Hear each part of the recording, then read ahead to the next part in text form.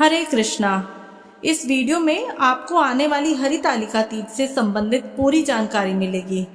भाद्रपद महीने के शुक्ल पक्ष की तृतीया तिथि को यह व्रत माताएं व बहनें अपनी अखंड सौभाग्य धन धान्य की वृद्धि के लिए रखती हैं। इस बार यह व्रत 6 सितंबर दिन शुक्रवार को मनाया जा रहा है। भगवान शिव व माता पार्वती से जुड़ा यह पर्व है। इस दिन निर्जला व्रत रखा जाता है। महिलाएं शिव पार्वती की मिट्टी की मूर्तियां बनाकर घर के मंदिर में स्थापित करती हैं। कुंवारी लड़कियां जिनके विवाह में दिक्कतें आ रही हैं वे भी इस उपवास को कर सकती हैं। इस दिन 6 सितंबर को वराह जयंती भी है। वराह भगवान विष्णु के तीसरे अवतार माने जाते हैं। इस तृतीय तिथि के व्रत की महिमा का वर्णन स्वयं वराह ने पृथ्वी से किया था।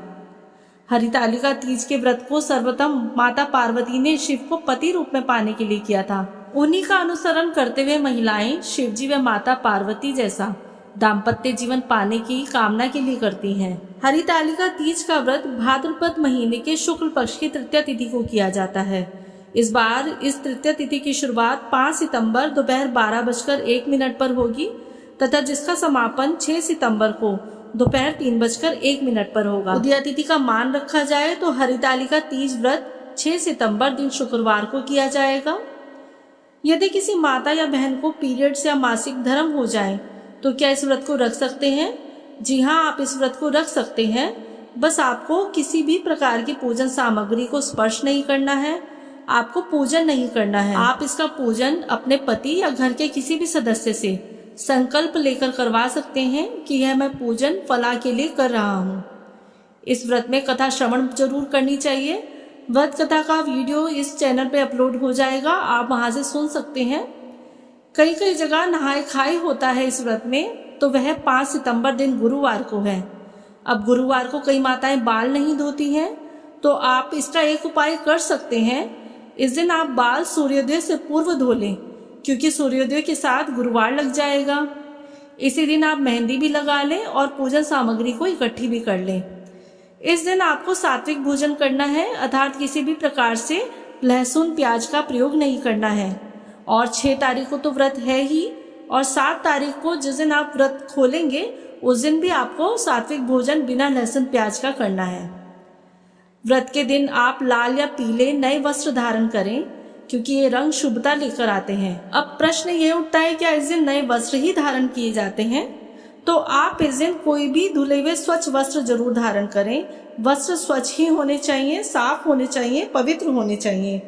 बाकी इस दिन आप पूर्ण रूप से श्रृंगार करें, जिसे 16 श्रृंगार कहा जाता है।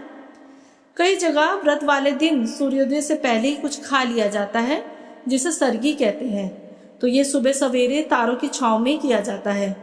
तो देखिए, यदि आपके यहाँ ऐसी परंपरा है तो आप सुबह सवेरे कोई ऑयली फूड मत लीजिए, क्योंकि यदि आप ऐसा ऑयली खाना खाएंगी तो पूरा दिन आपको प्यास लगती रहेगी, तो थोड़ी दिक्कत की बात हो जाएगी।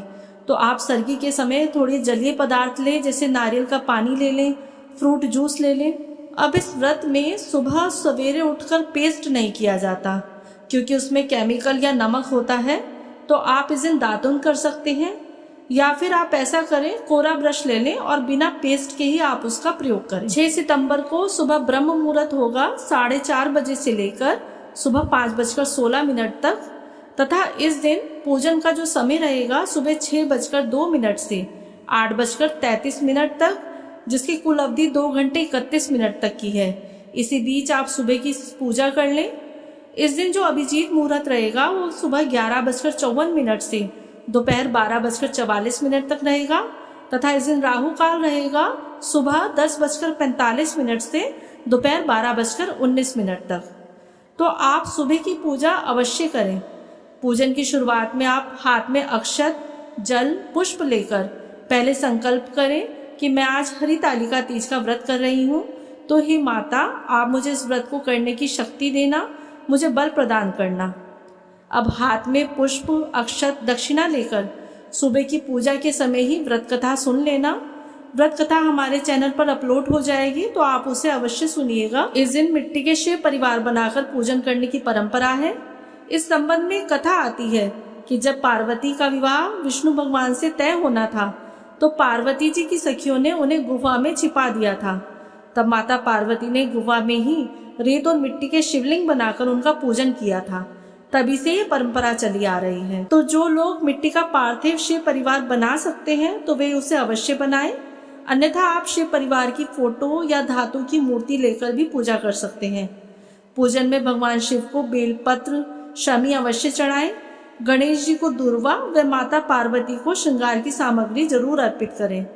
विधि विधान से उनका तिलक करें, धूप दीप नैवेद्य से पूजन करें और उनको भोग समर्पित करें। व्रत कथा का पाठ करें और उसके बाद आरती करें। पूरे दिन आप निर्जला व्रत रखें। इस दिन आपको किसी भी प्रकार की चुगली या निंदा नहीं करनी, किसी बड़े या छोटे का अपमान नहीं करना। पूरा दिन व्रत रखने के पश्चात आप शाम को प्रदोष काल में फिर से शिव परिवार की पूजन करें। पूजन के पश्चात इसमें माता पार्वती से सुहाग लिया जाता है। इसके लिए आप एक नई डिब्बी सिंदूर की लेकर आएं और उसे साड़ी के पल्लू से पहले माता को लगाएं, फिर वही सिंदूर अपनी मांग में लगाना है। ऐसा 3, 5 या 7 बार करना होता है। आखिर बार वाला सिंदूर जो माता के माथे से हम लोग लेंगे वो सिंदूर की डिब्बी में डाल लेंगे, तो यह पूरा सिंदूर दानी जो है माता का प्रसाद बन जाएगा। कुंवारी कन्याओं को यह सुहाग नहीं लेना है। साथ ही आप कोई कोरी साड़ी ले लें और उसको माता को स्पर्श कराकर किसी सुहागन ब्राह्मणी को अनाज व सुहाग की सामग्री के साथ दक्षिणा सहित उसको दान कर दें। इस पूरे पूजन के पश्चात नदी या तालाब में मिट्टी से बने परिवार का विसर्जन किया जाता है। तो जो लोग फोटो या मूर्ति का यूज कर रहे हैं तो पूजन पूर्ण होने के बाद उसको अपने स्थान से थोड़ा सा खिसका दें, तो यह भी विसर्जन ही माना जाता है। इस व्रत में पारण का विधान अलग अलग है। तो कई लोग जो है रात को 9 बजे के बाद जो है इस व्रत का पारण कर लेते हैं। कई लोग अगले दिन सूर्योदय के पश्चात इसका पारण करते हैं। तो आप अपनी परंपरा के अनुसार देख लीजिएगा कि इस व्रत का पारण कब करना है और व्रत पारण के पश्चात आपको क्या खाना है। तो ये भी सबकी अलग अलग परंपरा बनी रही है। कई जगह खीर बनाई जाती है, कई जगह पक्का भोजन बनाया जाता है। परंतु अगर आप अपना व्रत खोल रहे हैं तो व्रत पारण के बाद भोजन करने से पहले आप एक गुनगुना पानी अवश्य पी लें। अगर आप एकदम से ही पूरा दिन निर्जला व्रत रखने के बाद भोजन करेंगी तो इससे स्वास्थ्य गिरने का खतरा बना रहेगा। इस व्रत में रात को पूरी रात जागरण करने का विधान है। भगवत नाम उच्चारण किया जाता है पूरी रात। परंतु अगर आप सारी रात ऐसा करने की स्थिति में नहीं है तो आप पूजा के स्थान पर एक अखंड दिया जला दीजिए जो सुबह तक जलता रहे। वे अग्निदेव के आगे प्रार्थना करें कि आप हमारी जगह भगवान के सम्मुख विराजमान रहें और वहीं पर ही आप पूजा स्थल के पास में ही सभी पे ही आप सो सकते हैं। तो ये थी हमारी इस वीडियो में हरितालिका व्रत से संबंधित संपूर्ण जानकारी। अगर आपको हमारी वीडियो पसंद आती है तो जाते जाते हमारे वीडियो को लाइक एंड शेयर जरूर करें और हमारे चैनल को अगर आपने अभी तक सब्सक्राइब नहीं किया है तो उसे सब्सक्राइब भी कर लें। तो हरितालिका तीज का व्रत एक पवित्र शास्त्रीय व्रत है, धन धान्य व सौभाग्य बढ़ाने वाला व्रत है। तो आप इसे जरूर करिएगा। जय माता दी।